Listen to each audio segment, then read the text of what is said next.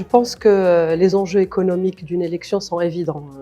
L'économie, c'est le nerf de la croissance, le nerf du progrès pour tout pays. C'est aussi l'énergie qui va alimenter le progrès social. Donc, quand il y a une élection, un des premiers sujets, après bien sûr les aspects politiques, institutionnels, c'est les sujets économiques. Et c'est d'autant plus important au Maroc d'aujourd'hui quand on voit les échéances dans les 4 années à venir qui vont être un vrai examen de vérité en temps réel. Donc nous avons intérêt à les réussir.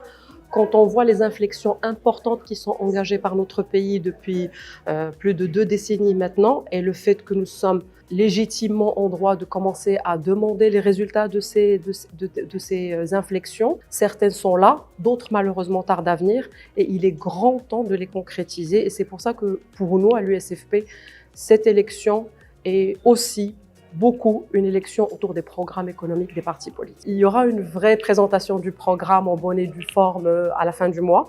Donc bien sûr, toute la presse sera conviée, mais vous connaissez notre ligne directrice. Nous sommes un parti socialiste et démocrate. L'État social est par excellence notre credo. C'est quelque chose que nous avons toujours défendu dans nos programmes électoraux. Nous avons été honorés que ce soit porté par des orientations royales depuis la Covid et la crise pandémique.